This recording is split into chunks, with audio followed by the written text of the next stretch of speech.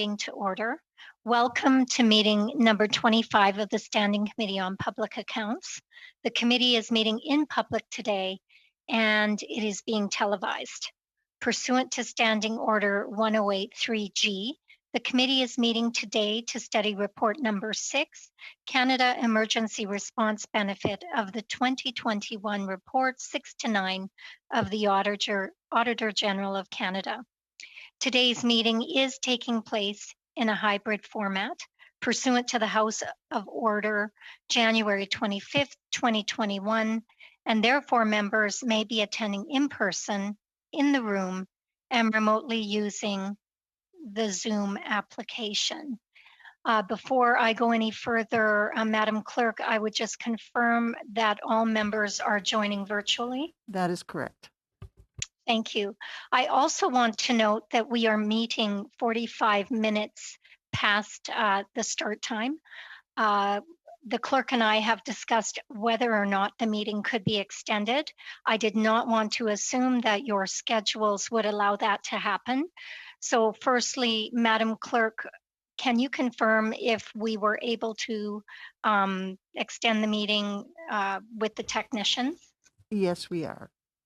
Okay, so I would just want an indication from our members whether or not they are able and or willing to stay for the full 2 hours of the meeting.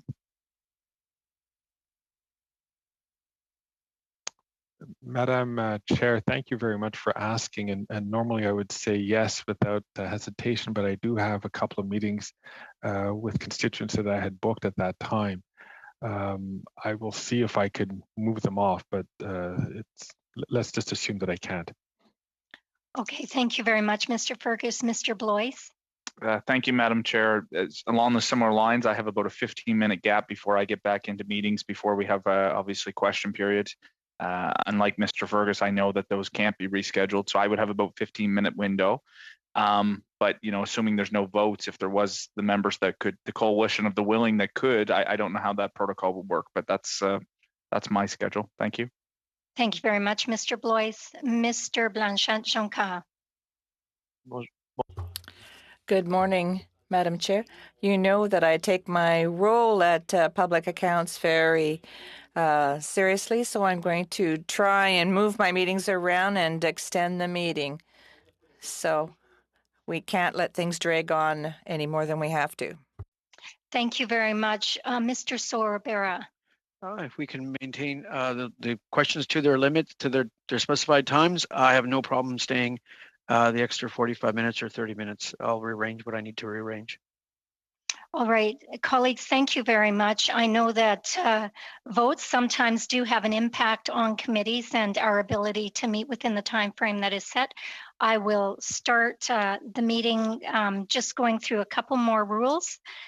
For those participating virtually, obviously interpretation services are available for this meeting. You have the choice at the bottom of your screen of either floor, English, or French.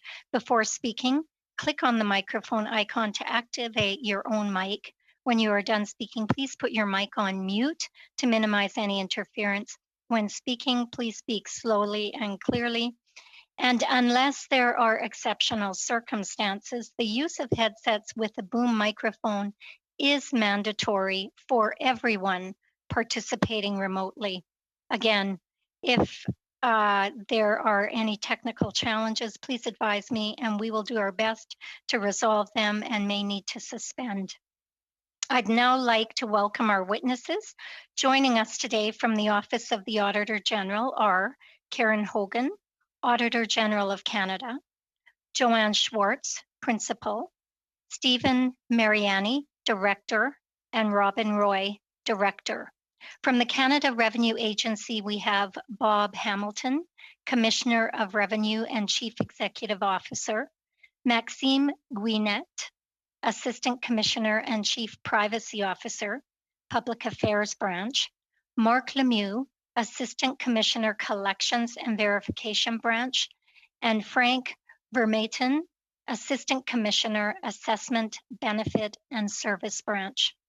From the Department of Employment and Social Development, we have Graham Flack, Deputy Minister, Employment and Social Development, Laurie McDonald, Senior Associate Deputy Minister, Employment and Social Development, and Chief Operating Officer for Service Canada, Cliff C. Groen, Senior Assistant Deputy Minister, Benefits and Integrated Services Branch, Service Canada, and Elisha Ram, Associate Assistant Deputy Minister, Skills and Employment Branch. And finally, from the Department of Finance, we have Michael J. Sabia, Deputy Minister, and Michelle Kovacevic, Assistant Deputy Minister, Federal Provincial Relations and Social Policy Branch. For your information, colleagues, I have been advised that Deputy Minister Sabia will only be able to attend the meeting for the first hour due to the preparations for the tabling of the budget next Monday. With that, welcome to all of you, and I will turn the floor over to Ms. Hogan for 5 minutes. Madam Chair, thank you for this opportunity to discuss our audit report on the Canada Emergency Response Benefit. The report was tabled in the House of Commons on March 25th. Joining me today are Joanne Schwartz, who is the principal responsible for this audit, as well as Robin Roy and Stephen Mariani, who are the directors on the audit. The audit focused on two aspects of the Canada Emergency Response Benefit. The first was whether Employment and Social Development Canada and the Department of Finance Canada provided analysis to support the initial design of the benefit and subsequent adjustments. The second was whether Employment and Social Development Canada and the Canada Revenue Agency designed controls so that the benefit would support eligible workers who lost income because of the COVID-19 pandemic, including limiting abuse of the benefit. Overall, we found that the organizations quickly designed, rolled out, and adjusted the benefit to support workers who lost income because of the pandemic. Employment and Social Development Canada and the Department of Finance Canada considered key areas in the initial design of the benefit. They subsequently performed analysis to inform changes to the benefit and respond to the evolving pandemic situation. To expedite issuing benefit payments, Employment and Social Development Canada and the Canada Revenue Agency adjusted their usual approach to prepayment controls and decided to focus on post-payment controls. Both organizations understood the risks involved with this approach. They decided to rely on the attestations of applicants to assess eligibility for the benefit. They also relied on some automated prepayment controls that were possible using their existing information technology systems. Accepter des risques pour accélérer le versement des prestations aux personnes. Accepting risks in order to expedite payments to those in need is consistent with international best practices, as the ability to implement prepayment controls is limited in an emergency. Post-payment verification becomes very important and must be planned for and carried out to uphold the stewardship of public funds. To prevent payments from being issued to ineligible applicants, the department and the agency introduced additional controls after the benefit was launched.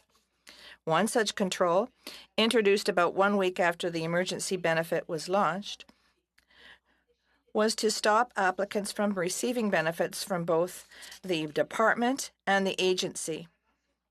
Before this control was introduced, a number of individuals applied for and received payments from both organizations. According to the department and the agency, this represented approximately $500 million.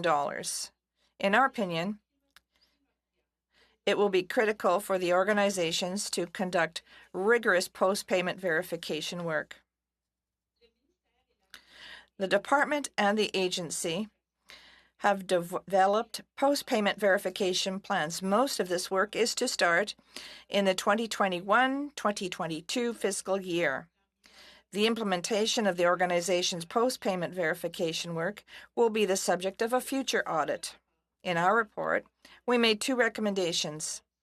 They focus on the post-payment verification work and on conducting a formal assessment of the delivery of the benefit to inform future initiatives.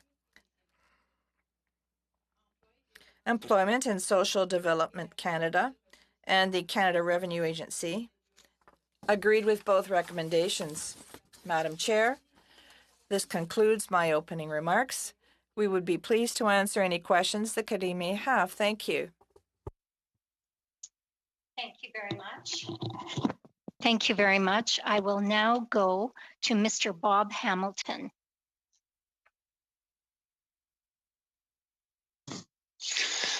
Merci, Madame la Présidente. Thank you, Madam Chair, and for this opportunity to appear before you to discuss the Canada Revenue Agency's action plan on Report 6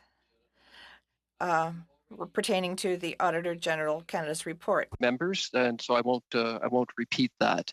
In Report 6, the Canada Emergency Response Benefit, the Auditor General noted that despite challenging circumstances, the CRA and ESDC quickly designed and launched an emergency benefit to support workers who lost income due to the COVID-19 pandemic. The agency is proud of this accomplishment, and I am proud of all of our employees and what they did. When the government called upon us, we met this challenge and delivered this important benefit to eligible workers as quickly as possible. The OAG also acknowledged that once the benefit was launched, both ourselves and ESDC introduced additional prepayment controls to limit the potential abuse of the benefit. Within that context, the Auditor General made two recommendations to the agency, which the agency accepted. First, the Auditor General recommended that both organizations should finalize and implement their plans for the CERB post-payment verification work. And second, the Auditor General of Canada recommended that both organizations conduct a formal assessment of the delivery of the CERB in order to apply the findings to the design and delivery of future government emergency benefits and emergency response and recovery benefits. The agency has agreed with both recommendations and has advanced a detailed action plan with timelines to implement them. With respect to the first recommendation, the agency's verification work will be largely supported by information that will become available during the 2020 tax filing season, which is underway now. This will help avoid unnecessary reviews of recipients that may in fact have been eligible to receive a benefit payment or who may have already voluntarily repaid monies owing. The agency will finalize and implement its post-verification plan in collaboration with the ESDC.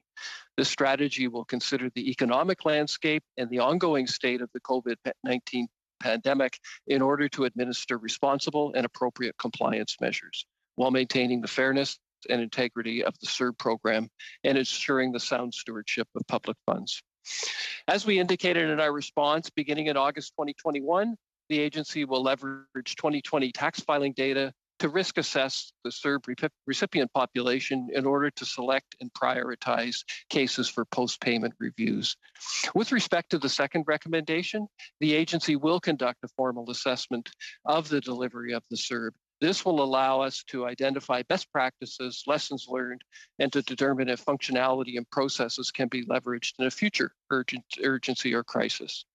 The findings from this exercise will be available by December 31st of this year, and these findings will support the design and delivery of future government emergency response and recovery programs. In light of all these measures included in the agency's action plan, I'm pleased to report that the agency is acting on the recommendations arising from the report. In closing, I just want to recognize explicitly the CRA employees who were given the daunting task to develop programs to quickly distribute emergency financial aid to millions of Canadians. I might add, in the midst of last year's filing season and a pandemic, which we were also part of here at the agency. Their rapid response has helped Canadians put food on the table through the Canada Emergency Response Benefit. This was no small feat, and I offer them my sincere thanks. Thank you, Madam Chair, and I'm happy to answer any questions that the members have. Thank you very much, Mr. Hamilton. We will now go to Mr. Graham Flack for 5 minutes. Merci, Madame. Thank you, Madam Chair, for inviting me to speak to the committee today. I'd like to take the time to express my thanks for the works done by the employees of our department and that of the CRA in designing and implementing the CERB in the space of a few weeks. The CRB helped more than 8 million workers and their families in keeping their heads above water. The rapid and decisive measures taken to provide income assistance to millions of Canadians hard hit by shutdowns and public health restrictions enabled us to mitigate the worst impacts in terms of the economy. Very quickly, ESDC and CRA created an application process that was simple and direct with post-payment verification. As the benefits were paid, adjustments were made to further support even more Canadians and to support our economic recovery. These adjustments included the broadening of eligibility to ensure that workers could earn up to $1,000 per month and still be entitled to the benefit, as well as significant measures to prevent fraud. We adopted an unprecedented approach to roll out support quickly during an unprecedented emergency situation. New telework reality. Many ESDC and CRA employees were homeschooling their kids, supporting family members, and providing care to loved ones that may have been affected by COVID-19. Despite all this, they worked tirelessly to make sure Canadians would get the support they needed as fast as possible.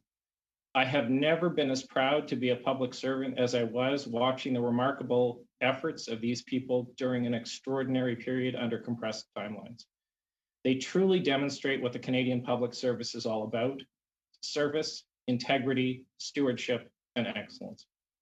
The Auditor General's report acknowledges the work done by Canadian public servants and recognizes this remarkable approach that they undertook. The report made 2 recommendations for ESDC, both of which the department welcomes and accepts. The first is to finalize and implement plans for CERB post-payment verification. Throughout the delivery of the CERB, ESDC and CRA were actively detecting, preventing, and disrupting fraudulent activity. On our side of the house, 30,000 potential fraudulent applications were prevented, foregoing $42 million in payments that would have otherwise been issued. We have developed a 4-year post-payment verification plan and initiated that to ensure that those who received the benefit were eligible. And as you may know, in the fall economic statement, we were provided additional resources for both departments to support this work.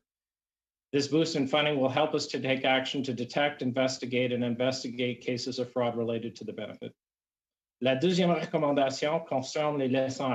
The second recommendation pertains to lessons learned. On this subject, we will be undertaking an official evaluation of the CERB, which will help the Government of Canada in designing and implementing future emergency and recovery programs. We will be beginning this work in cooperation with the CRA during the summer of 2021.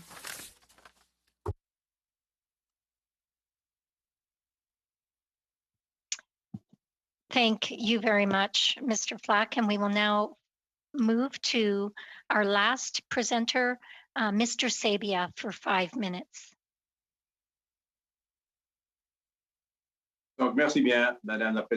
Thank you, Madam Chair.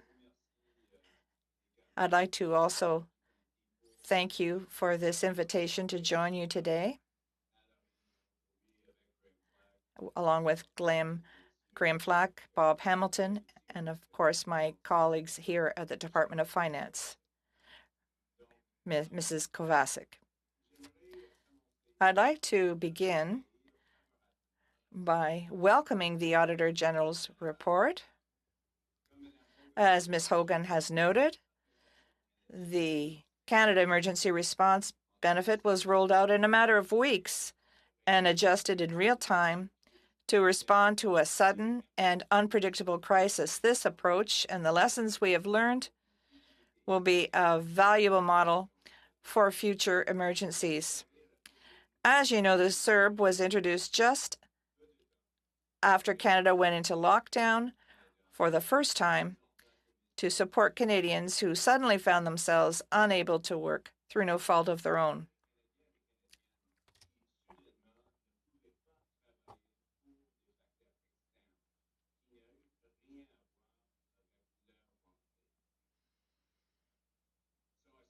credit our colleagues at Employment and Social Development Canada and the Canada Revenue Agency, who remarkably and very rapidly designed and administered a benefit that provided income support to millions of Canadians affected by the public health restrictions that we're still in many cases experiencing.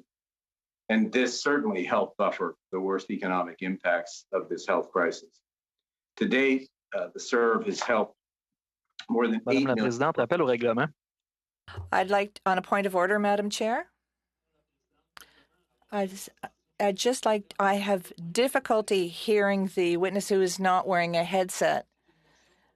We adopted a motion here at the committee. We have to ensure that the witnesses are tested before the meeting begins. And I think that we also know that wearing the headset is mandatory because we don't hear him very well. Madame la Présidente, avec Yes, Madam Chair.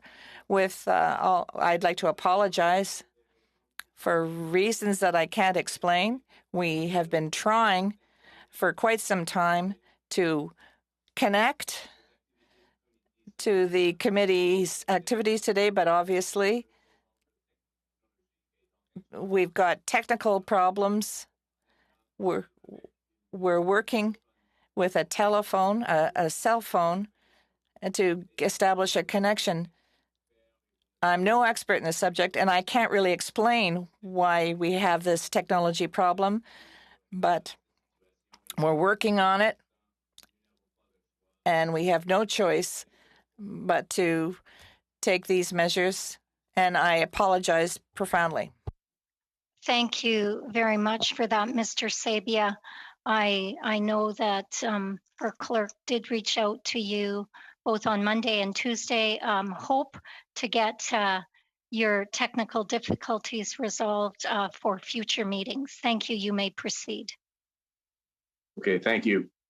And once again, to all members of the committee, we offer our full apology. We're very sorry about this technological issue at the Department of Finance. So as I was saying, Madam President, I'm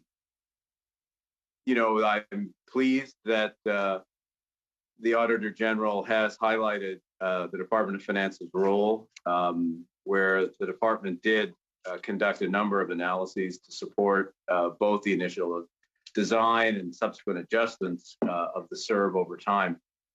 And during that phase, during the design phase, the department looked at a number of different design options, parameters, structures, impact on different groups, the kind of work that you would expect the Department of Finance to do, including the experience of other countries. And indeed, of course, its preliminary costs. At the same time, as the benefit swung into motion, the department listened, I think, very carefully to feedback from Canadians, from employers, about proposed changes, about ways of making it work better, which I think it did improve over time. Donc, évidemment, Madame la Présidente. So I was not here myself at the time, but that being said, on behalf of Finance Canada, I welcome the Auditor General's report conclusion that the department worked within timeframes and exceptional circumstances in order to assist in developing the CERB and subsequently provided sound and complete analysis to inform adjustments to the program. Before I finish up, I just think I would be remiss, and I say this as someone who was not here at the time, but I think I would be remiss to not recognize the really exceptional efforts of our colleagues at the Canada Revenue Agency, at ESDC, and certainly within finance itself. As Graham and Bob have both noted, a lot of this work was being done around kitchen tables and spare bedrooms. And I do think it's a demonstration of a really remarkable effort on the part of public servants in the federal government to be able to deliver something of this complexity, this importance, in that kind of a time frame, when they were also dealing with childcare, homeschooling, and all the personal challenges that we all faced at the time. So I think with that, I'll stop and just say that Michelle and I will be happy to answer any of your questions. Thank you very much, Mr. Sabia. Colleagues, we will now move to our first round of questioning, which is 6 minutes long. And joining us today is Ms. Dancho. Welcome here, and I will turn the floor over to you for 6 minutes. Thank you, Madam Chair. It's an honor to be here today with everyone, and thank you to the witnesses for providing your opening remarks. Ms. Hogan, thank you for your report. I'm wondering if you can provide in layman's terms what a challenge function is and a bit more detail of the Department of Finance's, the challenge function they performed on CERB. I'll do my best, and I think if I'm missing some details, I might ask a member of the audit team to add something. I also think that asking the Deputy Minister of Finance, if I miss out, then to fill in the details. So the Department of Finance's responsibility is really to do analysis and to provide advice. They consider impacts on the fiscal impacts on the government and so on. They provide that advice to the Minister of Finance. ESDC, in this case, Employment and Social Development Canada, was responsible for the design of the program and the rollout of it. And so the department also considers the advice and the challenge function that the Department of Finance gives them on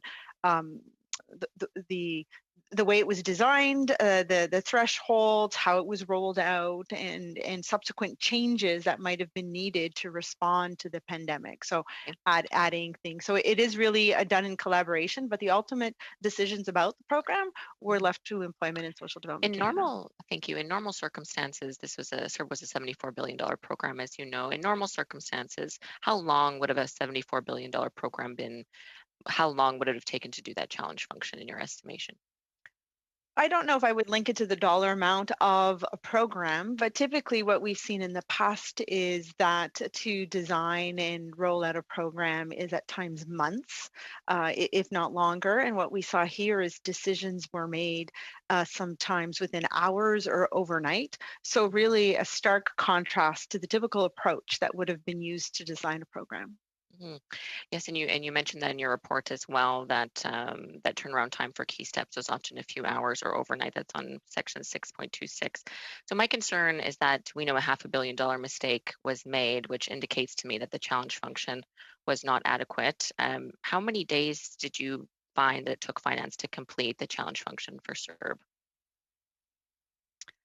So I'm not sure that we actually looked at the amount of days that they provide a challenge function. Really, their role is to provide some advice and input into the design factors, and then to provide ongoing advice and challenge as data is collected to see how the take-up of the program that happens. So we really didn't go measure, how often did you go do that challenge and did you do it over a certain number of days? It's really an ongoing thing. No, and I appreciate it. And you were quite clear in your report that speed was, you expressed quite a bit of, I would say, praise for the speed of government, which we know is very critical to roll out the money for families that lost their jobs immediately or had to be home, as was outlined in opening remarks. But my concern is I'm not hearing that anyone was really, I'm not sure who is responsible for that $500 million mistake. Can you provide any insight on where does the buck stop with that mistake? I guess the way I approach items like this is not necessarily looking to identify who is at fault, but looking to identify whether or not it could have been prevented and then what's going to happen after the fact. I think both departments who were responsible for the rollout, so Employment and Social Development and Canada Revenue Agency, recognized rather quickly, about a week in, that individuals could either in error or through confusion apply to both programs, and then a control was put in place. You can appreciate that in that first week there was so many applications, and hence why the dollar amount is so high. So it could have been a missed opportunity, but now it's one that we should be looking at how it will be evaluated and corrected if needed. No, and I appreciate the speed that this needed to be rolled out, but ultimately my role as official opposition member of parliament for ESDC is to outline the failures of government. And so this $500 million mistake was made, and I'm just trying to figure out who's being held responsible for that. And I'm not quite getting a clear answer from you of who you think is responsible for that error. So I guess when I look at the program for the Canada Emergency Response Benefit, the department that is responsible for that is Employment and Social Development Canada. They recognize that given the volume that they couldn't administer all of it, and so they looked for the Canada Revenue Agency to support them in delivering that payment benefit in a timely way. So I can offer that up to you, and then I guess you can ask the Deputy Ministers their thoughts. If I may, I noted that Mr. Flack had raised his hand. Mr. Flack, would you like to Madam Chair, before we go to Mr. Flack, I'll just sort of throw it to him, but with a comment, if you wouldn't mind, Madam Chair. Sure. Thank you. Mr. Flack, I did note in the Auditor General's report that the $500 million error was only mentioned once in sort of almost a throwaway line, and I am concerned on behalf of taxpayers, and as is my duty to hold Liberal government to account for this program, that no one is being held accountable for this $500 million error. So can you provide information to the committee of who you believe is responsible for this? Where does the buck stop with this error? I'm happy to take on that accountability myself. It wasn't an error, it was a known design criteria. So we knew when we were launching the benefit that it was not possible in the time we had to have real-time reconciliation between the two systems that were being held. In the case of the EI system, it's a 50-year-old computer system. The CRA was building a separate system, and we knew in the design it was not possible to have real-time reconciliation. We knew that we would need to reconcile the two payments in a Did the minister decision. approve that then? Thank you. I'm sorry, your time is up, Ms. Dancho. We will move to Ms. Yip for 6 minutes. Good afternoon. It's wonderful to see so many departments here today. It really does show how much work was involved with CERB and its ongoing importance during this pandemic. Thank you for all your hard work in quickly delivering this support for Canadians. My first question is to Mr. Flack, and this is regarding on the emphasis of getting the income support to Canadians as quickly as possible. If the department and agency had used typical prepayment controls that were similar to the pre-pandemic employment insurance program, how long would have it taken for Canadians to receive the benefits at the beginning and throughout the pandemic? Our initial estimate was it could have been up to 18 months. That was subsequently revised down to about 12 months. And that reflected the fact that over the course of the March to September period, we received 5 million claims on the EI side of the ERB. That would compare to about 1.3 million claims in a typical year. With regards to this quick turnaround, could you please elaborate the steps that ESD took when considering key areas of the benefits initial design and how the analysis conducted in key areas led to certain policy decisions? So on the design, working with CRA, obviously paramountcy was something that could be delivered quickly given the nature of the crisis. And that led to the decision to move to a flat benefit on both the CERB side and the EI side, where we converted EI claimants that came into the system to a flat benefit of $500.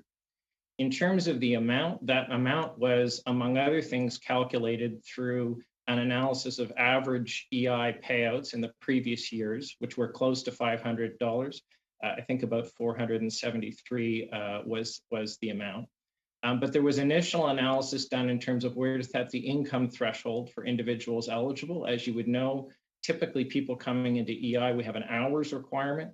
We were now expanding the system quite radically to include people who were not traditionally eligible for the EI system. And a $5,000 income threshold was chosen to make the benefit as inclusive as possible, while still ensuring we had individuals that had some attachment to the labor force. So those were the, I think, core criteria. There were additional ones considered as well, but I think maybe I'd start with those. Thank you. Now for the CRA, according to the OIG, when some applications were blocked by the CRA, because of suspicious information, applicants were prompted to call the agency and provide the required documentation for their applications to proceed. As of December 20th, approximately 141,000 individuals who contacted the agency, only 11% were actually eligible for non-employment insurance emergency benefit. Does this small proportion of people who were eligible among those who were contacted by the agency lead you to believe that this proportion is similar for all benefit recipients? This is for the CRA. Sorry, I'll take myself off mute. There we go. Thank you, Madam Chair.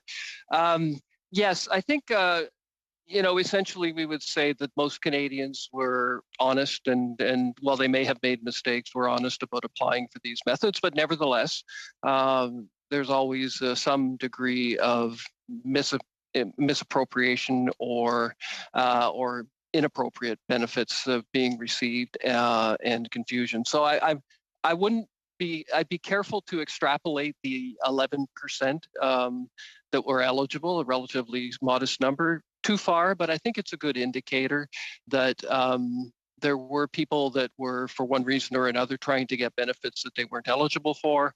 It was a relatively small proportion. I think I would say, just in terms of the earlier question, as we administer these benefits, there's a combination of upfront verification and back-end clarification.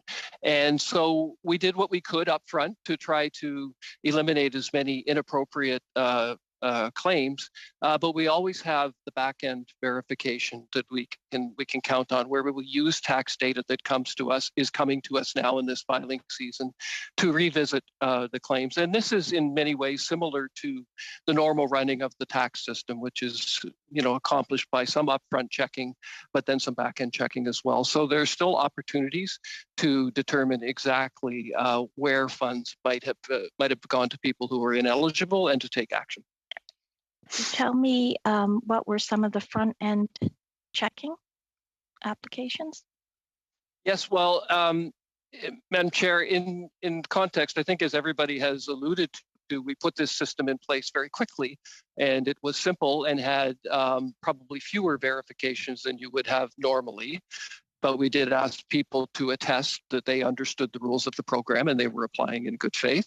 As we went along, and we experienced some of what was happening and we adapted somewhat to, for example, if someone was claiming and they were over 75 years, we would ask them to give us a call, some of these calls that you referred to, just so we could verify if something was suspicious, was there a reason to block it right out of the starting gates, or the person could explain the situation to us and we could let it go through. So it was really trying to identify some of those outliers that, based on what we were seeing, that we could introduce additional tests, again, without slowing down the process too much, because we were balancing between trying to get the benefits into the hands of people as they needed them versus introducing some integrity into the system, which would slow down that process. So we were walking that balance as we went through Thank you. Thank you very much, Mr. Hamilton. I will now go on to Mr. Blanchette-Jonca for 6 minutes. Thank you, Madam Chair. Good morning to all of the witnesses. My question is for Ms. Hogan to begin with.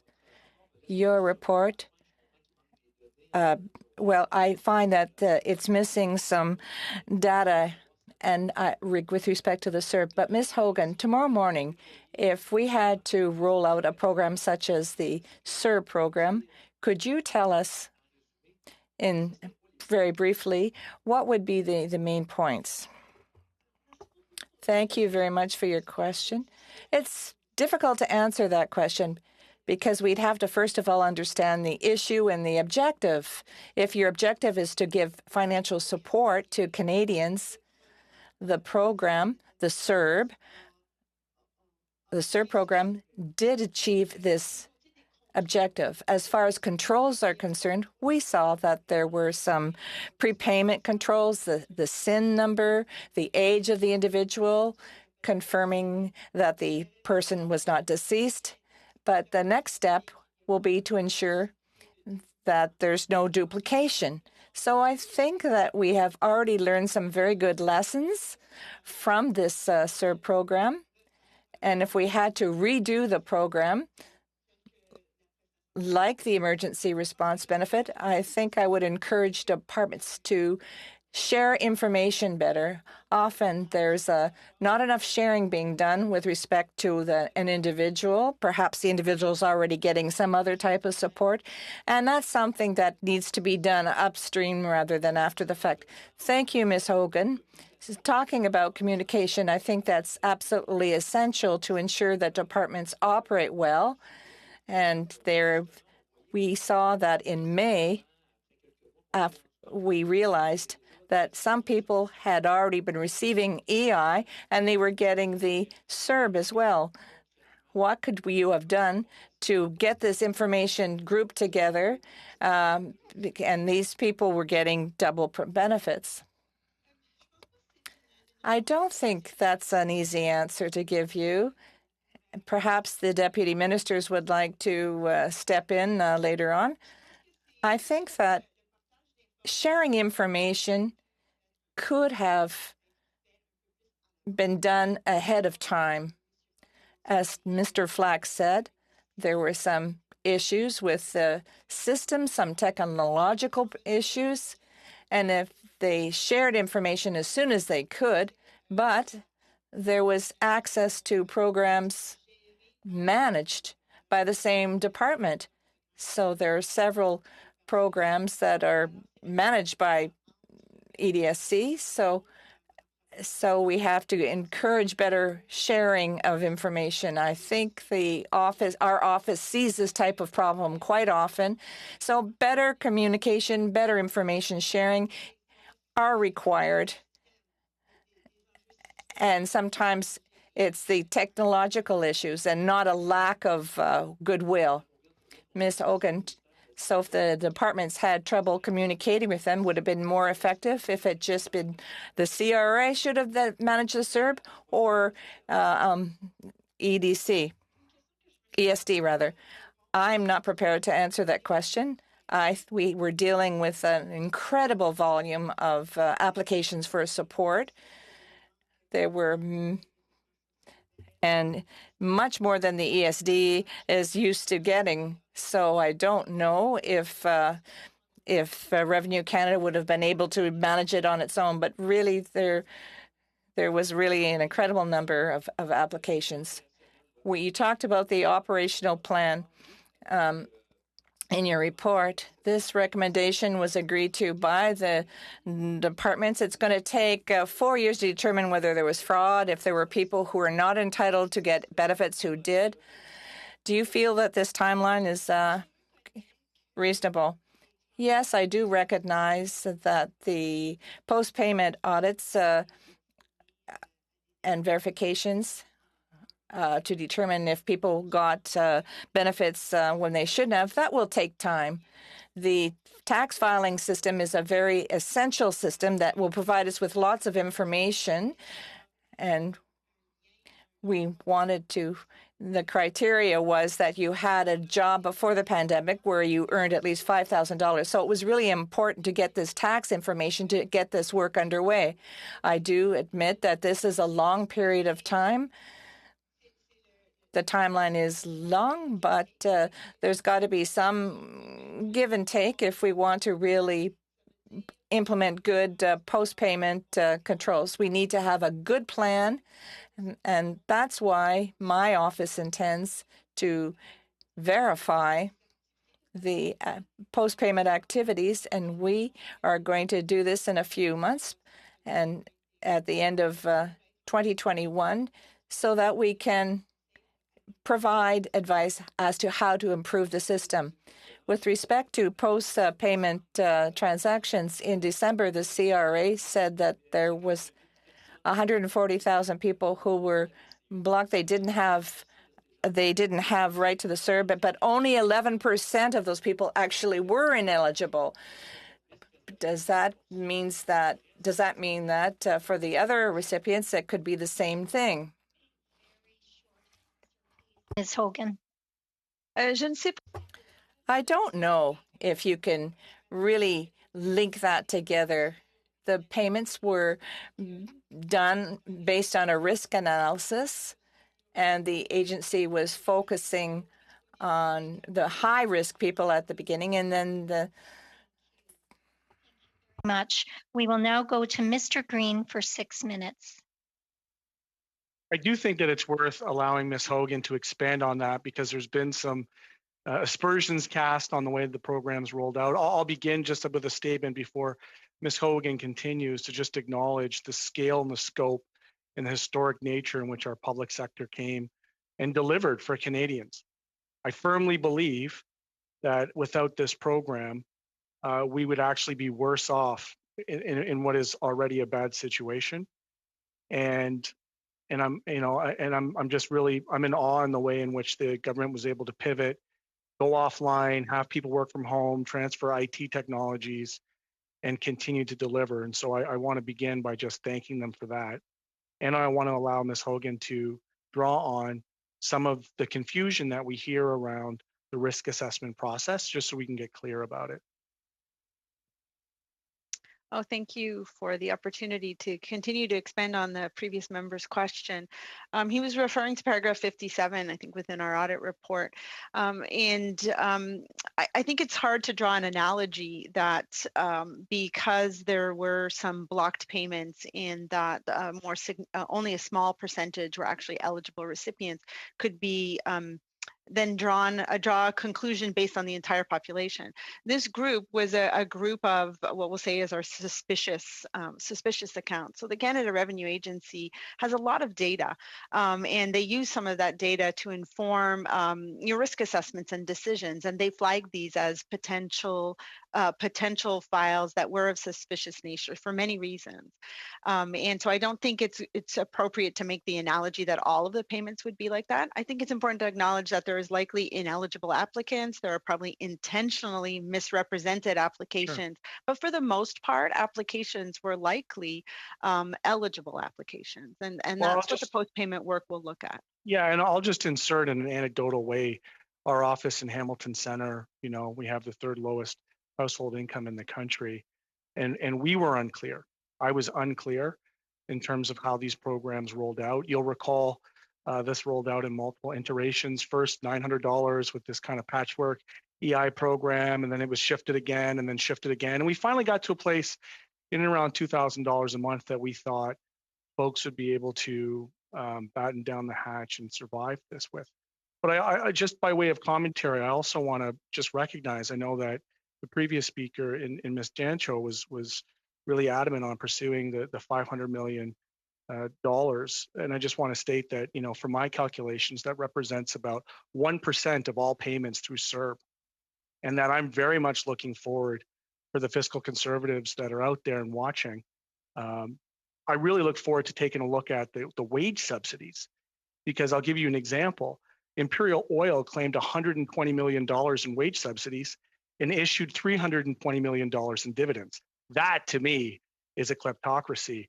The folks who are at home just trying to get by, whether or not they're employed is a completely different subset of social conditions and of questions. So I want to shift to the way in which some of these decisions were made through you, Madam Chair, to finance, that the OAG found that Finance Canada had analyzed the impact of the proposed changes to the Canadian Emergency Response Benefit on the labor supply and incentive to return to work. What impact did the benefit have on our labor supply? For example, if the benefit had been half the amount, how would that have affected the labor supply or the unemployment rate, in your opinion? This is to Finance, who I'm sure did the analysis on the impact. Sorry. Hi I know you're doing the best you can, so thank you for making the adjustments with your technology. Thanks. So the data that and the analysis that we were doing and continue to do, obviously, as the program was unfolding, was sort of going over the information that ESDC and CRA both shared with us. And so it's like the number of applicants and beneficiaries of the CRB. We would look at surveys that Canadian businesses were doing, like the Canadian Business Federation, in terms of what they were seeing in terms of, layoffs, reduction in revenues. We were looking at those reports verified? Respectfully, I feel like CFIB is a bit dubious in the way that they represent small businesses. How do you verify the validity of their data when these claims are being made? I think you don't, in my opinion, you don't just attribute one source as the only piece of information. You sort of pool information from all over the place, and there are a bunch of secondary sources, and altogether you sort of get the broad strokes of a meaningful trend. So, to your point, it's not for me to say whether something is dubious or not. It's just another component of information. No, that's my point. But I will share, I'm trying to get clear about the calculus that was made and the decisions to use the wage supports, the wage subsidies, and the way that they interact with the CERB. And I'm hopeful that in future months, maybe years, we look back on this and we recognize that we had an opportunity to provide CERB to everybody, including people who were not employed, to batten down the hatches, to maybe only have one wave, maybe two at the most. But the fact that we're in the third wave leads me to think that we're not even close to containing this thing based on this push and pull policy of supply and demand of our labor. I can see Madam Chair holding her mic, so I'll wrap it up and come back on the back end. Thank you. Thank you very much, Mr. Green. We will now move to our second round of questioning. It's a 5-minute round, starting with Ms. Dancho. Thank you, Madam Chair. And I would be remiss as a Conservative member and as a woman if I didn't mention how the CERB initially left out pregnant women, and perhaps Mr. Green doesn't feel that was an important issue, but Conservative members would disagree with him, and it was because of our advocacy that issue was addressed by the Liberal government. But I move on. So really, my issue is that $500 million was paid in error, which I do believe is a significant amount of taxpayer dollars. And I'm just working to get to the bottom of who is responsible for this. How can we ensure this doesn't happen again if in the event we're in this sort of crisis? But I do get a sense that the $500 million is not being treated very seriously, or like it's not a big deal. Mr. Green said it's only 1%, who cares? I'm paraphrasing, of course, but that's the sense I'm getting from witnesses and from other members of the committee. But I completely reject that. And quite frankly, I find it disrespectful to taxpayers to say that $500 million is, well, just the cost of doing business with CERB. Millions of Canadian families are going to have to work 4 years to pay federal taxes to pay back that $500 million mistake. That was financed by deficits. So it's $500 million of a mistake plus interest. Mr. Flack, you mentioned in the last round that it sounds like you're taking responsibility for this, but you expressed you don't believe it was an error, but rather I think you said it was a known issue, that ESDC was aware that this would happen. Was the Minister of ESDC aware that individuals who have access to both CERB and EI CERB funds, and when was she made aware of that? From the very beginning of the design, we made ministers aware, and I must say, as soon as we briefed parliamentarians, we made them aware as well. And I just want to contextualize it for you. We built in a matter of 2 to 3 weeks 2 new systems, one on the EI side and one on the CRA side. The only way to prevent duplicate applications would be to have a real-time connection between those 2 systems. We knew that was impossible to build without months of delay. And we made a conscious decision not to delay launching the CERB by months to have that real time. We had a plan. The plan was, knowing it was possible for people to apply on both sides, we would develop a SIN matching system that would take the applications on each of the 2 systems that it came in, match the SINs, and then set up a system to block applications in the 2nd week. Pardon me, Mr. Flack, I'm sorry to interrupt you, but my understanding is that individuals weren't advised to only apply for one. Is that not the case? Yes, they were. They were clearly advised on the website, but as we saw on social media, we had individuals saying to be safe, they were going to apply to both. So we designed a system. We thought it was going to take 3 weeks to put in place to be able to block people on both sides. The teams were able to put that together in 1 week. And I'd point out that the money is not lost. We then immediately went to the individuals who'd been paid on both sides. And we had, because almost all of those individuals applied for multiple weeks, an ability to then tell them they were going to need to pay back. Thank you, Mr. Flack. Yeah, so my understanding that you're sort of chalking it up to a communications error. So no, it's not a communications error. Well, you mentioned it was on the website. And so if people weren't fully understanding that, then clearly it wasn't clearly communicated. I think that's a safe assumption to make. No, in the case of EI, we had at that point, at the end of March, about 2.5 million people who had already applied. So while we tried to communicate with them to indicate that you don't need to apply to the CERB, there were individuals who were saying, well, to be safe, I will, and then we can kind of sort it out later. But I just want to be clear, we are able and we're immediately able to contact those individuals, the 500,000. So it was 500,000. So you were immediately aware that 500,000 people, so $500 million, you were immediately aware of that. Why did it take a year for the public to find out? I mean, there was 2 fiscal updates from 2 finance ministers in the last year, and no, that was not mentioned. So why did it take the Auditor General to tell the public about this $500 million error? I'm pretty confident we briefed parliamentarians throughout this about the fact that we were not able to put an automated real-time system in place, that we then put a blocking system in place. But you knew about the amount, correct? And we didn't find out about it until recently. Is that not correct? I don't recall if we gave a specific amount. I think we might have said. You don't recall if you told the public about a $500 million. You don't call it an error, but I'm calling it an error. You don't recall if you had to release that to the public, that information? I believe we briefed parliamentarians on the number of duplicate payments we had and our strategy for recovering them, which was to immediately go to them and say that. I guess the reason, with all due respect, the error thing would imply what we should have done is waited many months before we could have a real-time system in place before we launched the I think service. you're creating that dichotomy. I don't know enough about it to say if that's true or not, Mr. Flack, but you're creating that analysis. Thank you very much, Ms. Danshaw. Your time is up. We will move on to Mr. Longfield for 5 minutes. Well, thank you. And thank you in particular to Mr. Flack, Mr. Hamilton, the other witnesses that are here. The Canadian Public Service really did an amazing job here. And I've said in other meetings that this reminds me of Apollo 13, where you had to work with some old technology.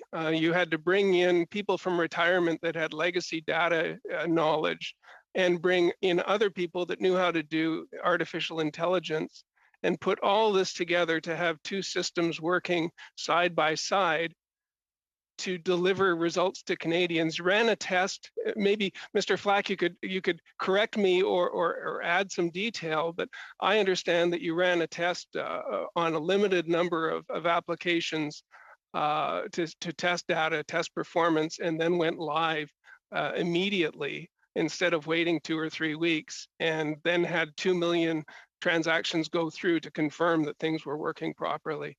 Could you maybe talk about, I mean, as I said, we don't have a 90-minute movie here, but could you give us a little bit of a highlight of how nimble the department was in terms of, first of all, testing and then rolling out? And yes, I am a member of Parliament. I remember hearing that, yes, we are going to be looking at the details post the immediate crisis, and that we would be, of course, going through the proper audits to recover any duplicate payments, and that's where we're at right now. Sure. Thank you for the question through Madam Chair. Just to give you the sense of what we were facing, on March 13th, that would be the Friday before the crisis, we had a typical number of EI claims. That was about 9,000 claims that day. By Monday the 16th, we'd hit 71,000 claims. And to put that in perspective, that's double almost the record we had during the global financial crisis of 38,000 claims in a single day. By March 21st, that had grown to 266,000 claims in a single day. That's 35 times our normal rate and 7 times the record we'd ever achieved. So between March 16th, when we realized we had a catastrophic challenge in terms of the volume that was going to come in and the inability of us to process that volume on a timely basis, given the way the system is built, That's when the team built the system to allow us to move to a flat payment and automatically transfer all those people, what became roughly 2.5 million people by the end of March, from the EI system, and automatically have them paid through the EI side of the CRB. We did our first system run April 1st. It may have been April 2nd in the early morning hours. As you said, it was a few thousand. Minister Qualtrough, that we believed we had a confidence we could do about 500,000 a day. Minister Qualtrough gave a press conference the next day indicating she had confidence we'd be able to do that. And the system actually slightly exceeded expectations. We were processing about 600,000 a day. So by the end of that first week, we'd processed most of the 2.23 million. That was just before the CERB had launched for the non-EI eligible people on the CRA side. Thank you. And thank you for being so concise on that. I'm, as a mechanical engineering technologist, former machine builder, very interested in the use of artificial intelligence. We've had other audits come before us where data issues continue to plague some parts of the operation of the Canadian government. In this case, it seems like the data was well within 1%, and the 1% has been identified as something that can be recovered. Is there digital government learning here that could be transferred into other departments? Yeah, I think there is. The first thing is, if we were to have another crisis, my hope would be at that point, we wouldn't be operating on a 50-year-old technology platform that has major limitations in our speed and ability to do this. So I just don't want to understate the degree to which the human beings who held this together and made the system do things it was not designed to do. I don't think next time we want to rely on that level of heroism to be able to do this. We need a modern, nimble system. To Ms. Dancho's point, I would like to have a system that would allow us to have real-time connection between the databases. That was not possible and not in place. And unfortunately, that meant we knew we were going to have a period where there was a possibility of people applying on both sides. So interconnectivity would be a future opportunity. I'm out of time, but I just did want to say thank you again for incredible work with very old equipment. But that's Canadians. We get the job done. Thank you. Thank you very much, Mr. Longfield. We will now move to our 2.5-minute round, starting with Mr. Blanchette-Jonca. Merci, Madam. Thank you, Madam Chair. My question is for Mr. Flack. Hats off to all of your department. I know that this was not difficult. A very simple question. Do you feel that the workers at Service Canada are essential workers, particularly in COVID times? La service. The service that provides these services, well, you have to understand we did change the way that we did do work during the pandemic. As Laurie explained, we changed their way of doing business so that we would go to virtual modes, and people who didn't have access to technology could call in, and we have a record of those calls. I think that because of the rules that certain provinces implemented, we were not able to provide all services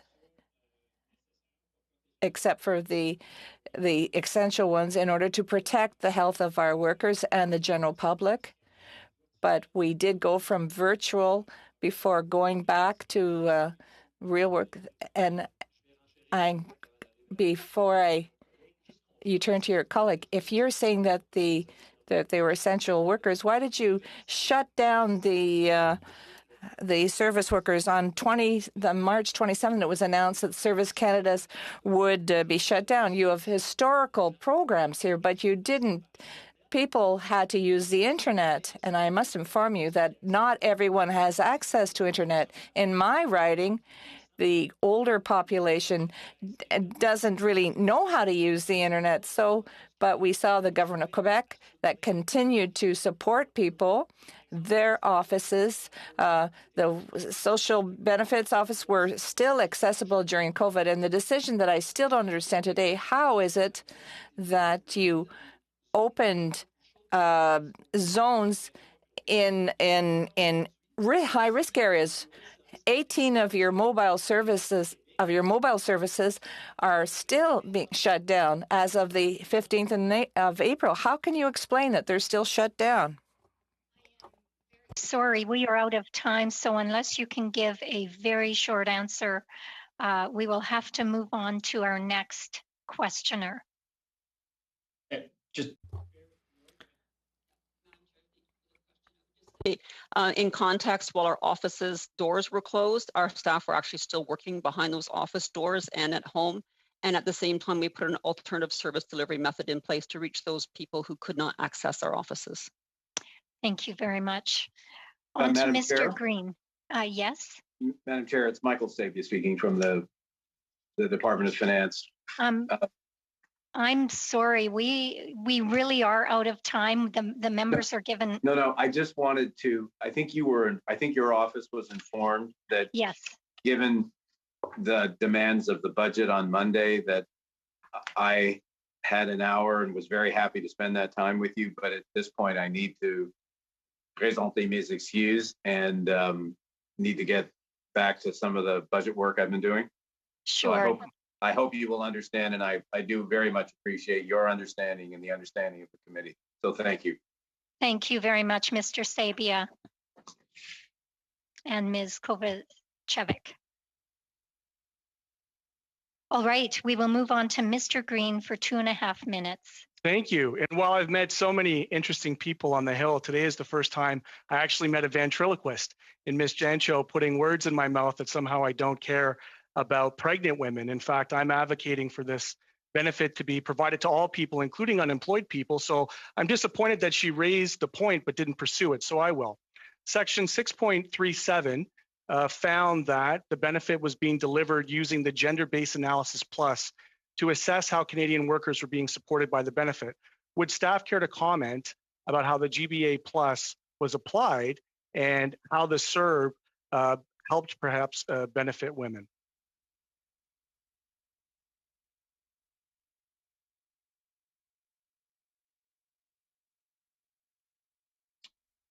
was that directed to the Auditor General or to department? It's to the departments, probably. I just said the gentleman from finance left, and so whoever's left could. I can give a sense.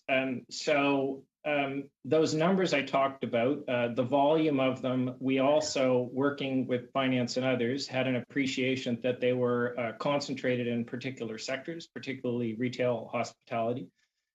So our initial assessment was that we were likely going to see a gender differentiation here because the people getting hit hardest were in sectors where women are overrepresented. Another factor that played in terms of the GBA plus analysis was where to set the $5,000 income threshold. Part-time workers are also, women are also overrepresented in the part-time worker sector. So the decision was made to go with a lower income threshold, given that part-time workers were also disproportionately, it appeared in the early analysis, impacted by the crisis. So I guess over time, we got better granularity on this. And made adjustments over time to the program to reflect what we were seeing. But from the very early stages, we did have a sense that this risked being an unusual recession, in that it was in effect driven by government policies that caused the closures, and not by the traditional economic forces that would have, for example, hit the financial sector or the manufacturing sector hardest first. But I would say at the front end, the sophistication of that analysis was quite limited in terms of the days we had to pull this together. But over time, it became more sophisticated. Thank you very much, Mr. Flack. Colleagues, we are now moving into our next round of questioning. It is 5 minutes. As you are all aware, that will take us past 11, at which time I will test the room to see if our colleagues were able to reschedule some meetings or whether or not we should adjourn. So moving on to our 5-minute round, Ms. Dancho for 5 minutes. Thank you, Madam Chair. Mr. Flack, I have some questions about the official evaluation you mentioned in your opening remarks of the CERB that ESDC is going to conduct. In Ms. Hogan's Auditor General report on the CERB on page 15 in section 6.65, she recommends that both ESDC and the CRA conduct a formal assessment, as she calls it. The CRA does commit to doing that and also says that the findings from this exercise, and I'm quoting, will be available by the 31st of December. And Ms. Hogan can correct me, but I believe when the CRA's response says be available means it will be publicly available. I notice both in your remarks today and in your the response given in this Auditor General's report, you don't commit to release your, you called it official evaluation, the findings of that publicly, nor do you commit to a date of doing that. Can you give us a reason why you have not made that commitment? We're more than happy to release that publicly. We're going to start that work with CRA this summer. I guess we have not set a firm date because we want to see how that evolves. Because as you know, the lessons will not just be from the CERB, they'll also be for us from the recovery benefit, from the education, the student benefit that we had. We had a series of them, so we do want to be able to take the lessons from all of them, and we are trying to go beyond the recommendation. We don't just want to apply the lessons to what would happen in the event of another crisis, a pandemic, but whether there are lessons from this that we can apply to regular programming. Yeah, so why is it that the ESDs, like the CRA, is able to commit to a deadline for that, but you're not able to provide a deadline? I just don't find that very accountable or transparent. At this stage, we don't know how long it's going to take to do the full evaluation, but we'll be doing it as expeditiously as we can and have no problem releasing it publicly. Do you anticipate it would be 5 years, 2 years? No, I don't think the utility would be there if we waited that long. So we're certainly trying to get it done within a year. I guess what I'd point out is we are still learning lessons from the crisis. The benefits are still live and still analyzing the data. So we might be able to do a preliminary report, but what I don't want to do is truncate the work so that we don't get the full lessons learned. I want to change topics a little bit here and speak more about pregnant women in Canada and how they've been impacted by the initial, by being left off CERB. And then there is some more issues in that regard. At the time when they were not eligible for CERB, immediately following the onset of the pandemic, a woman from Airdrie, Alberta was quoted in the media saying she was not allowed to get CERB money because I'll be going on maternity leave. I'm glad that issue was fixed, but it was certainly a grievous oversight. Perhaps even oversight may not even be the respectable term. It was a massive error in my estimation. But I did want to ask, because there seems to be more errors in this regard concerning the CRB EI issue. It's come to my attention the last couple of months that there's thousands of Canadians that if they have had an EI file open, that they're not able to get CRB, but they've run out of all their EI money. The Liberal government has promised them CRB money, but they're not able to access it because they have an open claim over here, which was as a result of some of these control measures that your department and the CRA had put in. So here we have another error that's impacting thousands of members, and the CRA confirmed to me at HUMA committee a few weeks ago, that it was thousands of Canadians that are facing this. There's a woman in Winnipeg. They're having her and her husband are young, and they're having their first child. They've spent dozens of hours on the phone with CRA trying to fix this. Turns out there is no solution or way to fix it. We continue to get commitments from your Department of ESDC, from the Minister of ESDC as well. I would like an update on when is the solution coming for this? Thank you. Thank you for the question. And Chair, I'll gladly take this. Cliff Groen from Service Canada.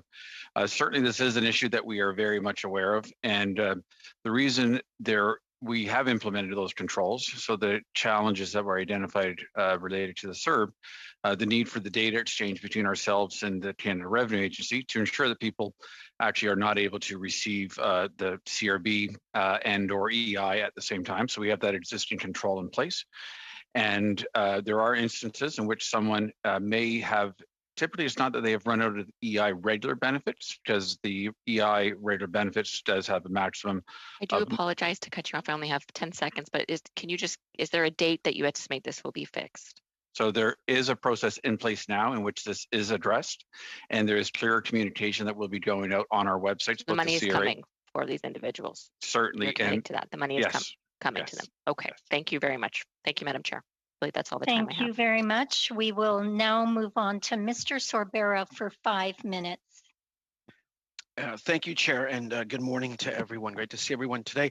I think one of the benefits I have from working virtually and working here in my office is that my lovely better half, my wife, was able to bring me French lunch today, fresh lunch. So it's always kind of nice when you have that type of perk of any perks that are available to her. So I want to say thank you to my wife, Rose, for being so accommodative this morning to me and my needs, I guess.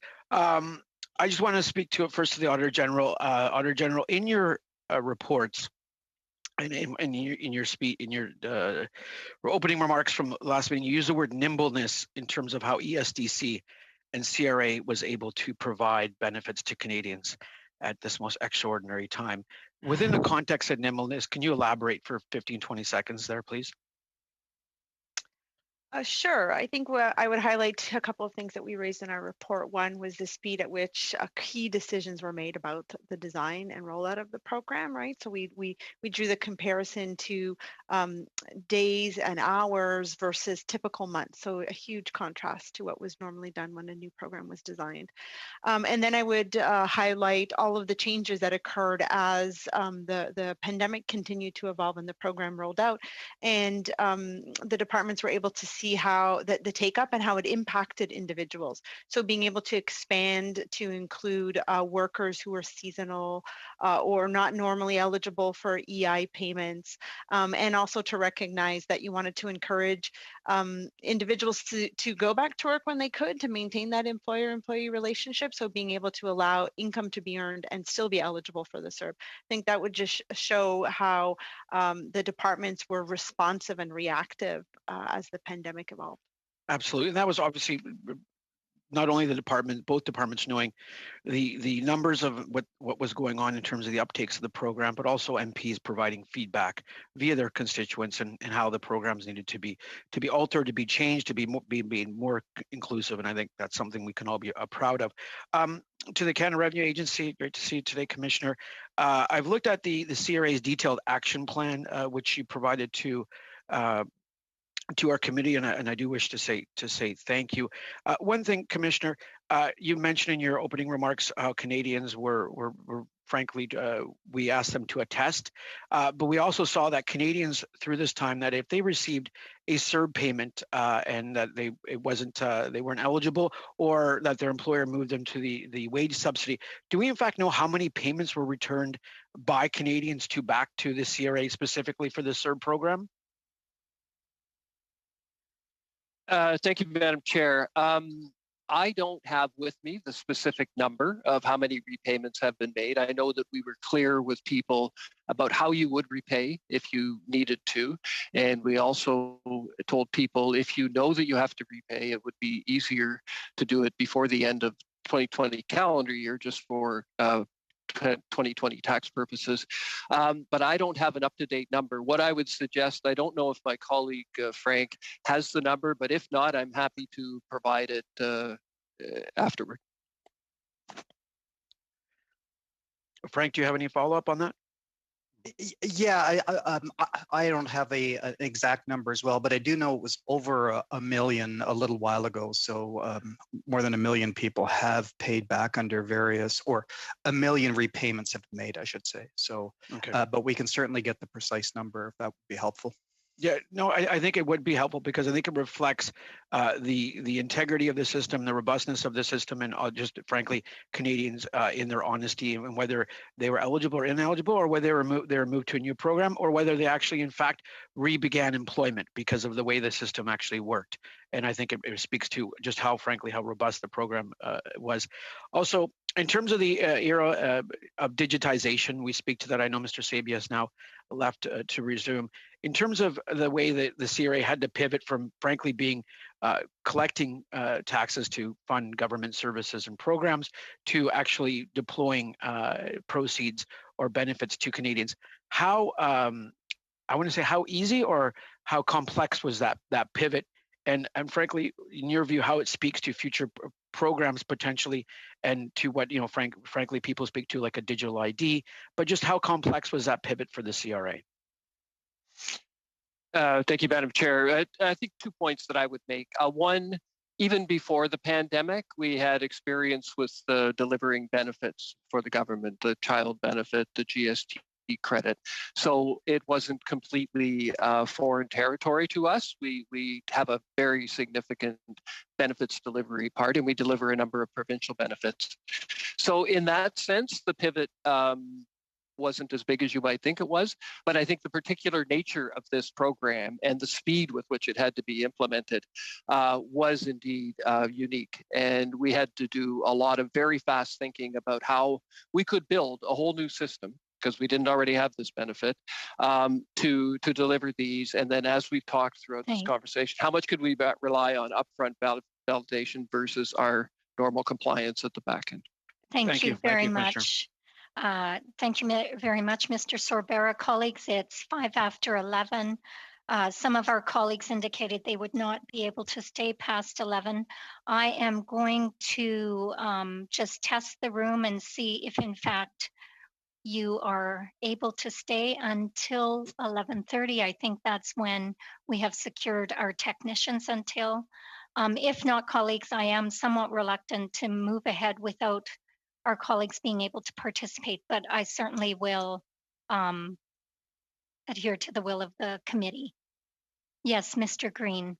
I am somewhat remiss that we lost out on the Deputy Minister from Finance, and I feel like some of my line of questioning around their analysis, how they got to decisions that were made, would be important to me better understanding this report overall. I'm wondering, are there other staff members from the department that could answer? In that, I see that the video was off for Miss. Oh, there we go. You're still there. Okay, ta-da. Never mind. We're good. I'm sure we can adequately answer what's needed. So, colleagues, are we prepared to continue for the next 15 to 25 minutes? Madame la Présidente. Madam Chair, I just have a question. Will there be an in-camera portion for committee business, or is this just for questions with witnesses? I do not believe that there was an in-camera portion scheduled for today. Parfait. Non, Thank you. I'm going to have to leave, but my colleagues can take my place. Thank you. Mr. Fergus? Madam Chair, I have had my meetings switched around so I can stay to the end. Thank you. All right, and Mr. Blois? Madam Chair, I was unable, so I have to leave in 10 minutes, but as long as in terms of coverage, I don't know, I can either try to work with the whip's office or hopefully we don't have any votes and it won't be necessary and we can carry on. All right. Thank you, colleagues. We will continue on with the line of questioning. We will move to the next round, which is 6 minutes. Mr. Berthold, you indicated that you had to leave, but you are the next speaker. Did you want to continue with your questioning? Ce sera Monsieur Lawrence. Mr. Lawrence will be asking my questions. Thank you. Mr. Lawrence for 6 minutes. Yeah, and I just want to assure Mr. Bois that if he deems coverage is necessary, that's fine. But on my honor as a member, I will not be calling a vote. Neither will anyone from our party in the last session, in the true spirit of public accounts. And so he can leave, rest assured. I just want to go through actually a specific case because I think it's actually emblematic and symptomatic of a bunch of things that went wrong. All that being said, I want this to be couched in the criteria that I know that civil servants worked extremely hard and that a lot of these people on this call really worked around the clock to make this happen. But I just want to express the challenges is from a constituent. So this constituent applied for the CERB because he thought, based on the communications, as many did, that he was eligible. It turned out through a technicality, he wasn't eligible. And so his accountant actually informed him of that. It wasn't through audit or otherwise. And so he went to the CRA website and he has it all documented 3 separate times, and 3 separate times the CRA website was down. So he finally gave up on that and said, but I'm going to do my duty as a citizen and make sure this money gets back before the end of the year. And so then he goes to the bank. The bank says, oh yeah, well, you just pay that to ESDC. So they pay it to ESDC. And then he gets a nasty letter from CRA saying, you didn't get this money, you didn't pay it back, you have to pay it now. And then on top of that, they're taxing him on that. And so now he goes and he contacts ESDC and says, I want that money back, please. You told CRA I paid it, but it's at ESDC. ESDC has no idea. We're now in week 8 of trying to get that money back. And we've gotten no response. I've personally talked to 2 or 3 different civil servants. He has talked to about 15 different civil servants. He's called in the CRA more times than you can imagine. He's been put on hold for hours, and he's been hung up on multiple times. So I bring this to your attention because there's a number of challenges and at one point the official laughed and said, oh, there's thousands of people with that problem. So he's left having he's tried to do the right thing all the way along. He's got $14,000 that the government has and won't give back to him. Could someone either from the CRA or ESDC please comment on it? Thank you for the question. I'll go first, and maybe colleagues from CRA would. I very much regret to hear the situation that your constituent has gone through. Certainly, we try, and in the vast majority of situations, are able to provide very timely service to Canadians, and it is what we are here for. I sincerely regret hearing the particular about your constituent. Perhaps through the committee, you would be able to provide us with the specific name of that client, and I can commit that we will follow up directly with him to try to be able to address his situation absolutely as quickly as possible. Thank you, and I will do so. Obviously, I didn't want to share it publicly, but I will share it with your agency. The second part of it is so we know that there is some. So I would suspect a lot of negligent and maybe some fraud as well in there. What is the recovery rate we are targeting? What from the Auditor General and from the agencies? How much of the CERB money are we estimating that we will recover? I guess I can go first and then hand it over. I guess I want to say that I'm always, it's my job to be concerned about the use of public funds. And I'm always concerned when payments are made in error. And I acknowledge, however, that the pandemic complicates this. And so the decision on when and how to collect is one that the government needs to make. But I believe that a follow-up and action should be taken, and hence why we will go and audit the efforts that both the Canada Revenue Agency and Employment and Social Development Canada will do in that respect. So with that, I'll hand it over to one of the deputy ministers to talk about expectations. I'm happy to go first, Madam Chair. It's Bob Hamilton. And what I would say in response to the question, I don't have a particular recovery rate in mind at the moment, but I do, as the Auditor General has said, we also care extremely about good use of public money. So we will be looking to make sure that the money went to the appropriate places. I think on the question of timing that was just raised, the other thing that we have to keep in mind as we identify cases where the money might have gone to the wrong place is our compliance efforts need to be sensitive to the situation that people are in right now. And we need to operate in a way that is not only the right thing to do, but also recognizes the sensitivity of the economic situation that families are facing out there. So we'll be balancing that as we go forward, but we will be looking to make sure, as we always do, that on the back end we do verification and identify where things may have happened inappropriately, and we look to correct those. Do I have any time left, Madam Chair? Yes, according to me, you have a minute 45 seconds. Perfect. And so that I do want to say that and I understand the sensitivities, and especially for those who, a lot of them through no fault of their own, just didn't understand it, or there was miscommunications. And I understand, and quite frankly, I agree with you that we want to be sensitive to that issue. My challenge is, though, for those who are fraudulent, and hopefully there weren't that many of it, we're now a year in and we have no idea how many fraudulent claims may have been made. I'm not talking about the person who misunderstood, the single mom trying to get by. I'm talking about the fraudster, maybe a part of organized crime. Do we have any idea how many of them took CERB, what the leakage is there a year into this, right? So like I said, the average Canadians who got confused, I certainly understand your sensitivity and I would actually encourage that. But for those who actually willfully took advantage of it, do we know how many people are out there, and what steps are we doing to recover that money? I think the one thing, Madam Chair, that we need to keep in mind on that, you can say that a year has gone by, but we actually still don't have all of the information on whether somebody qualified or not.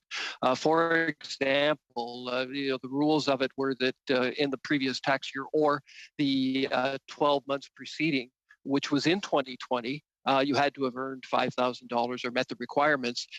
We are just now receiving people's tax declarations for 2020. So it's really that process that will identify for us how many people might look like they didn't qualify based on 2018 tax data or 2019 tax data, but it turns out that they did because something happened in 2020 that made them eligible. So that's what makes it difficult. What we are trying to do in terms of controlling fraud, where we see cases where it looks like there's something suspicious, we do block accounts and prevent the money from going out. So we are taking actions along the way, but we're really going to get a big swath of information in the coming weeks that will help us determine what happened. Thank you very much, Mr. Lawrence. We will now move on to Mr. Fergus for 6 minutes. Merci beaucoup, Madame. Thank you, Madam Chair. I'd also like to thank all of the witnesses who have appeared today. Like my colleagues, regardless of political stripes, I would really like, on behalf of our colleagues, I'd like to thank the representatives of the Canadian Public Service for the exceptional work that they've done under circumstances that were just so extraordinary. To have created a program from two programs from scratch, working from their homes, to be able to quickly adapt a program that we could recover amounts, it was really exceptional. On my behalf of my constituents, in more than 9 million people took advantage of the CERB, and I'd like to thank you for the work that you did. It was exceptional. My question is initially for Ms. Hogan. Ms. Hogan, you talked about international standards that are now in place for these types of circumstances when something exceptional like a global pandemic occurs. Could you add to that? Could you talk about the highlights of these standards? Absolutely. I was referring to best practices that are recognized internationally for emergency situations, such as this pandemic. These are practices that strike a balance between providing support on a timely basis and managing risk. So these practices really focus on post-payment verification, accepting a certain level of risk in order to be able to provide support. Usually with a program, we have controls in place beforehand to determine eligibility. But during a crisis or an emergency, such as a pandemic, we have some prepayment controls, but primarily we focus on the post-payment verification. That requires tremendous effort, but it depends on the program. Thank you. Mr. Flack, my question is now for you. It's your department that did this exceptional work. These post-payment verifications, you said that, yes, there was some duplication between both programs. But you said that this represented 1% of the value of the payments that were paid to Canadians. In your opinion, first of all, could you give us a better context for this work to reassure us that we're just talking about 1%? And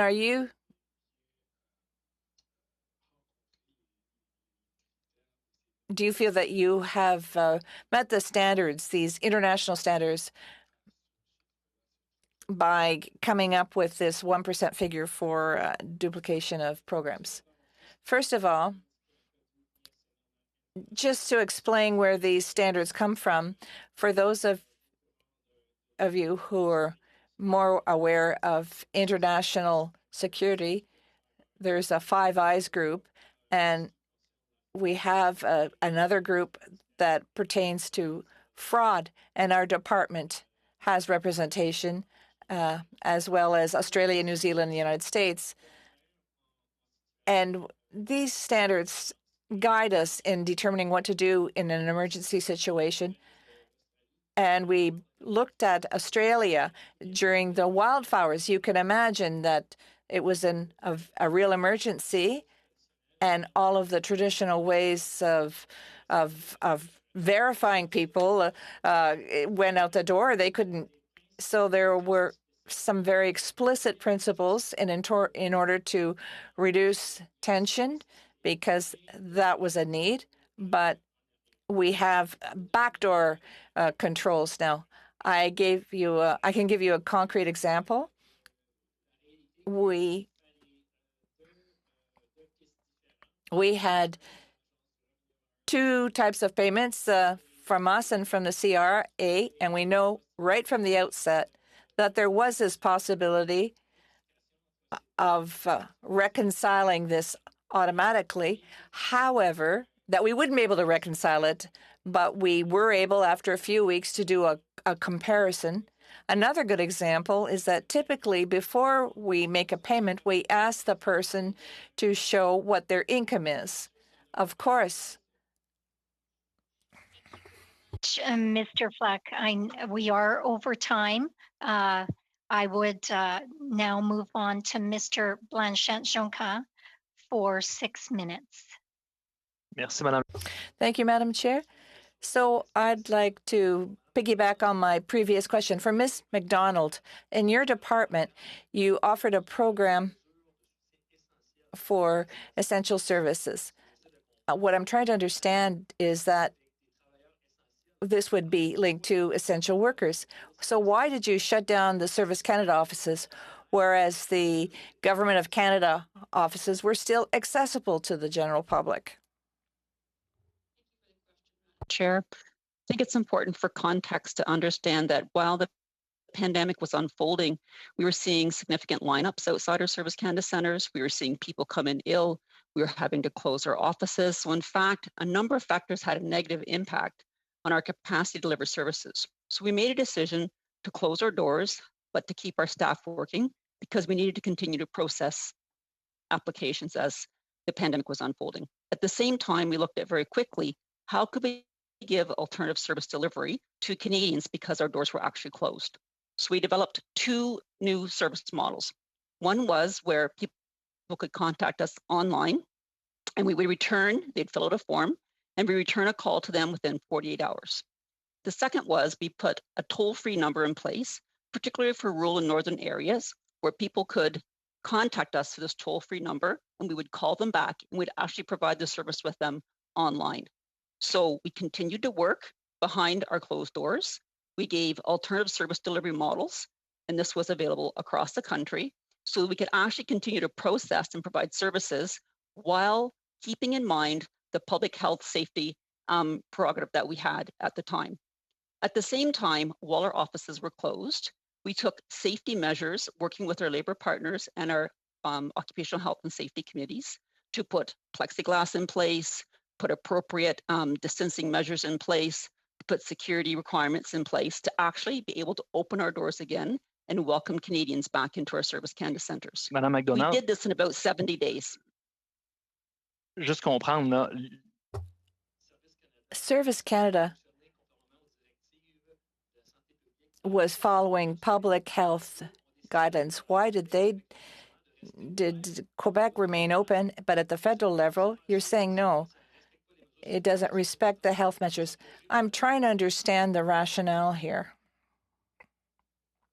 So in fact, thank you for the question, Madam Chair. We were respecting health measures. At the same time, we were trying to manage the fact that we had millions of people who were coming on to EI and who were actually looking to access our services. While we were trying to do that, we were actually trying to continue to work. But we were also having to close our offices because we had people coming in that were ill. We were required to close our office, do massive cleaning. We were having people come in, having security incidents.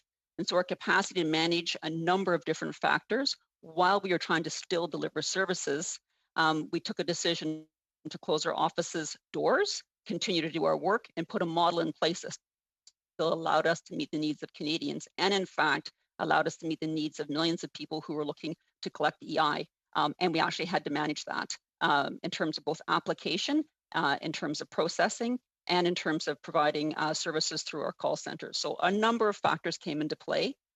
We continue to provide services. We put new safety measures in place in our offices. We were closed for about 70 days. We opened those office doors back up again, and we continue to be open to this day. Pour comprendre, Madame McDonald aussi, pourquoi Why did the reopening happen in areas that were at risk rather than in urban centers? Gatineau, Montreal, and Quebec. There were a lot more COVID cases here, but in the regions, in the rural regions, there was not necessarily many cases of COVID. So if it's a question of health and safety, why did you put employees more at risk when they were opening up in these places where there was more risk? Thank you for the question, Madam Chair. So in fact, we put the same measures in place across the country, regardless of whether it was an urban center or rural area. We have approximately 317 offices, and of those, about 150 are very small offices, 4 people are left or less. And one of the problems we faced was that many of our employees are young mothers who have children.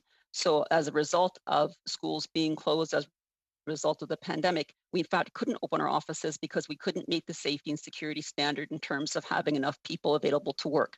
So because we wanted to continue to have people to work and they were working at home, it was more effective and efficient from a processing perspective to continue to have our staff work at home while our offices were closed. and at the same time to allow us to meet the health and safety needs of our offices. As an example, we have a requirement to have at least 2 staff available in the office at any given time. Madame McDonald, so again, a number of comprendre. factors.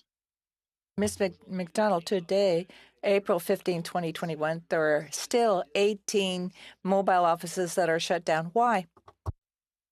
We have actually not re-established our mobile offices, partially because there's a number of stay-at-home orders, so we can't travel into those areas, partially because we actually set up an alternative service delivery model so that those services can still be provided to those areas without staff physically going to those offices. And of course, as the third wave comes to an end and as we're able to actually get back into those communities, we will reestablish our mobile services. But at the same time, I have to reinforce that those services are available today, either through online or through a 1-800 toll-free number. Madame McDonald, juste vous expliquer. Ms. McDonald, there are people who are going to travel 2 hours, 4 hours to go return. So to visit Service Canada. So does it make more sense to cause all those other people to have to move around, or is it more? It's not everybody has internet access. Not everybody are comfortable on the phone. They want to see somebody in person. That's where I don't understand it. After a year, why isn't Service Canada able to have a more effective system? Thank you very much, Mr. Blanchette-Jacques. We are well over time. I will now move on to Mr. Green for 6 minutes, and Mr. Green will be our last questioner. Yeah, I think that my friend from Quebec has been on this for quite some time, and so I want to allow, for the sake of his constituents, the opportunity for the answer to be given. So we thank you, Madam Chair, for the question. So at this time, we have 317 Service Canada centres, of which 315 of those Service Canada centres are open. And we do have capacity at this time for Canadians to access an open Service Canada centre. In fact, 90% of the Canadian population can access an open Service Canada centre within 50 kilometres today. In addition to that, we have 2 alternative service delivery models. Anyone can pick up a phone and phone our 1-800 toll-free number, and we will assist them over the phone to fill out their application. We will actually help them fill out their application, regardless of the service that they provide. And we will call them back within 48 hours to finish that service with them at the same time. Okay. I hope that provides at least some insight in terms of how you've been able to pivot across the country, but I know that my friend from the block is very passionate about this, and I wanted to make sure he got the answer. You'll note that in my earlier interventions, I'm trying to better understand the calculations, the formulas, the labor economics and economic theory that led to some of the outcomes that we've had. And I asked about how Finance Canada had analyzed the impact of the proposed changes of the CERB on the labor supply and the incentive to return to work. And I recall my time at Acadia doing economics there, not very well, but doing them, and trying to get a sense for how this is also used in other places, like in the way that we legislate people into poverty through low minimum wages, inadequate social assistance, inadequate disability supports, as like a push and pull into the economy. And it feels like there is some of this calculus being made. And so I'm just wondering, according to the OAG, Finance Canada has analyzed the interactions between the CERB and the wage subsidy. And I'm wondering how much interaction was there between the benefit and the subsidy, back and forth, the push and pull of labor economics.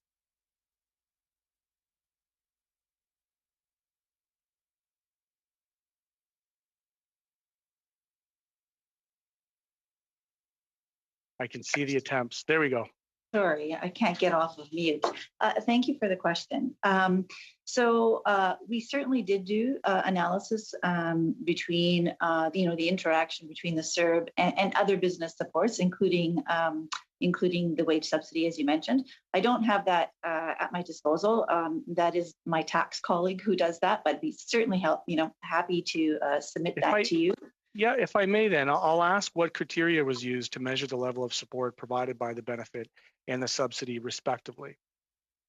So I can't speak to the subsidy, but I can certainly speak to the CERB. So, when we started this, of course, finance's interest is costing and funding, not surprisingly. But I would say we ran the gamut of analysis, like right from the get-go with our partner city, as you see in CRA, in terms of the design, the tool. As Graham said earlier, we kind of looked internationally, the UK, France, New Zealand, what are other people doing for income supports, for business supports? When we looked next, sort of like, all right, if it makes sense to do an income support for people, given what we are going to see in terms of people being basically ordered to stay home because of the public health crisis, what makes a reasonable threshold of income to give? Why not $1,000? Why not $200? And so, that was. Well, it started with 900. And somewhere an analysis was made that people couldn't survive off of $900. I note that because in Ontario, our social assistance is somewhere around $720. We are legislating people into poverty. And I have a question for you that's around the way in which we dealt with supporting Bay Street and big banks. We, as you'll know, through the cash paper purchase buyback program in the Bank of Canada, provided liquidity supports and quantitative easing of the tune of $750 billion. Was there ever a consideration within the Department of Finance to consider modern monetary theory in having sovereign debt financing for our social programs in the way that we bailed out big banks to inevitably loan us back this imaginary money at even a low interest? That's a loaded question. Thank you. I'm not aware of that kind of analysis specifically, and certainly that is nothing that I have personally touched over the last year while we were dealing with the CERB.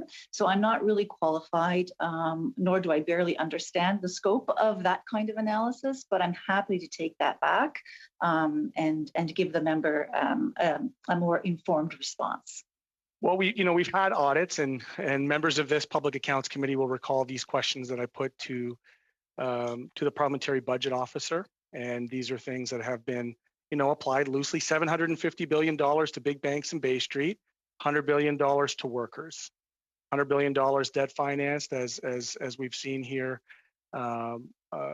referenced so frequently in the House and in our committees. And I'm just wondering if the Finance Department has looked at sovereign, abilities through monetary theory to finance our own social programs so that we're not lending money to big banks or giving money to big banks to allow them to lend it back to us. A very short answer, please. My answer is the same, sir. With respect to the CERB, I can speak to the analysis we did for income supports to Canadians who needed it. Your bigger question, which is important, is something that I'm not really qualified to answer, but I'm happy to take that away. Well, now that it's on the record, I do appreciate you taking that away, and thank you for the time, Madam Chair. You're welcome. Thank you very much. Colleagues, it is past 11:30. This will bring our meeting to an end. I do want to thank all of you and our witnesses for being gracious enough to extend your time so that we could get all of the questions in that our members had for you today. I want to thank you for being here. And I do want to remind our members that the meeting on Tuesday, next Tuesday, will be on Report 8, Pandemic Preparedness, Surveillance, and Border Control Measures. With that, is it the committee's will that we adjourn the meeting? I see thumbs up. Thank you very much and enjoy the rest of your day.